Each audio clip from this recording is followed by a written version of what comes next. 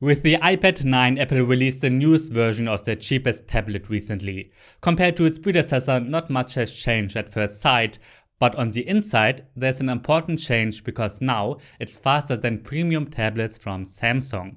However, starting at $329, we don't get just top performance, but also a couple of weaknesses.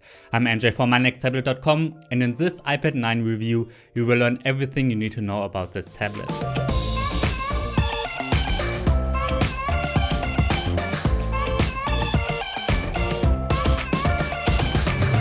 Before we start, don't forget to subscribe to this channel. I'm reviewing almost every tablet that gets released.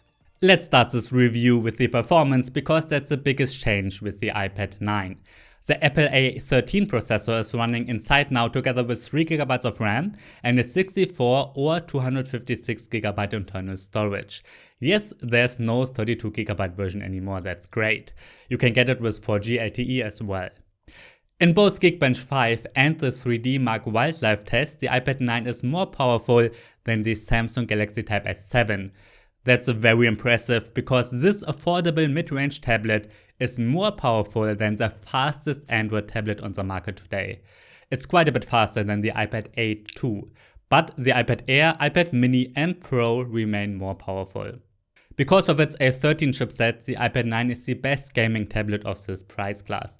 No matter if it's PUBG Mobile, Call of Duty or other demanding games, all of them run super smooth, look great, and I was able to select the highest graphics settings on all of them. There are no problems with other apps either. Lightroom, Photoshop and LumaFusion run great, and that's the case with simple apps too, of course. Multitasking works fantastic too. During my everyday use, I never noticed a difference, but in a direct comparison, apps do close faster in the background than on the iPad Pro. That's because of the smaller RAM and to be expected, of course.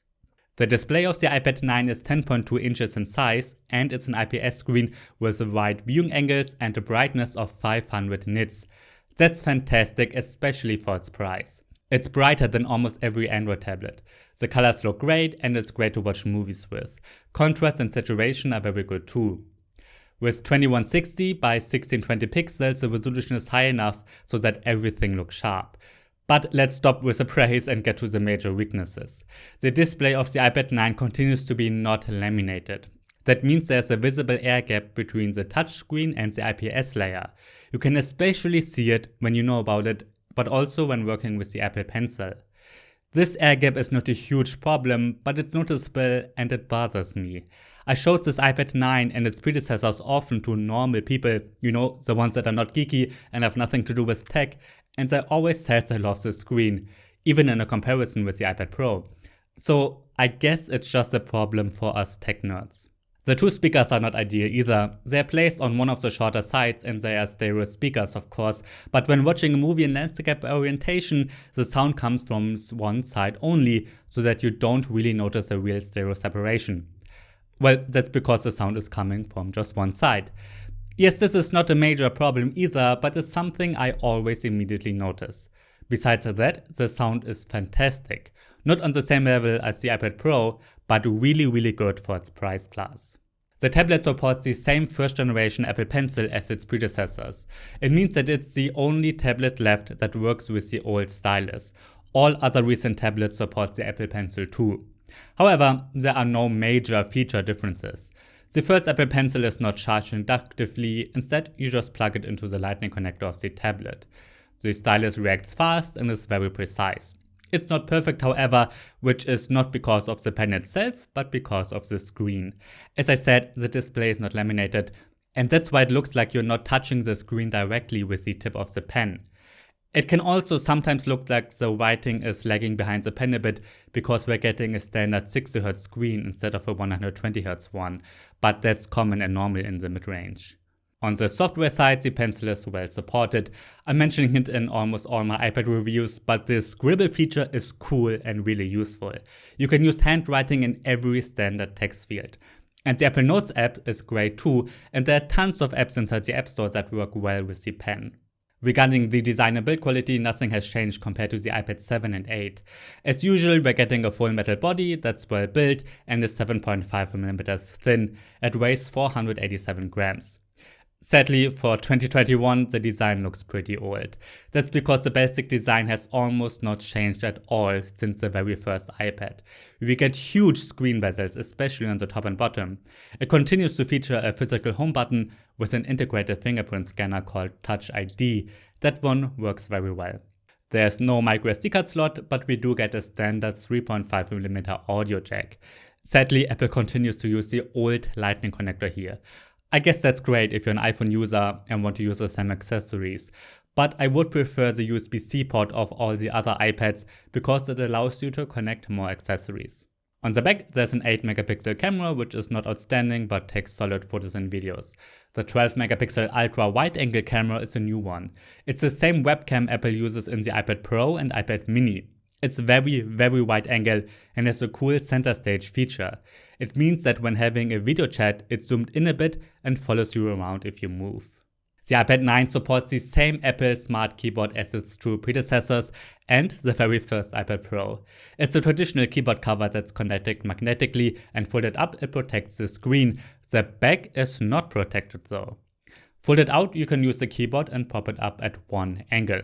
It's a very slim and light keyboard, and that's why the keys don't have a long travel.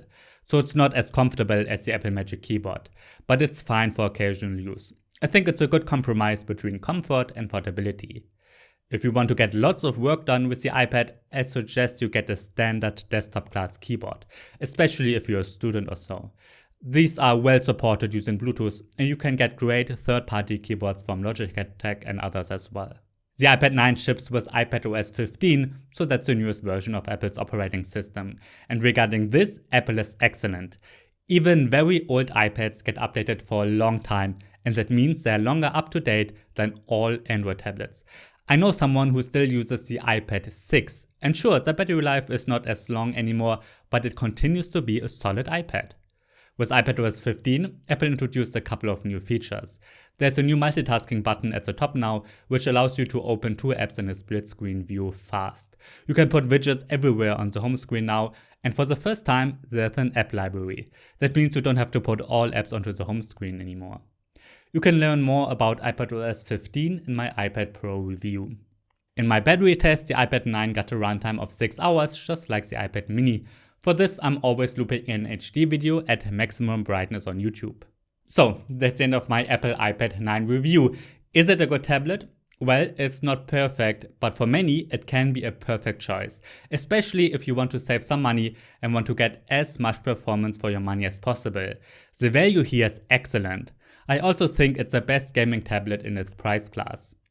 In addition to a great performance, it offers a good build quality, a great Apple Pencil, and up-to-date software.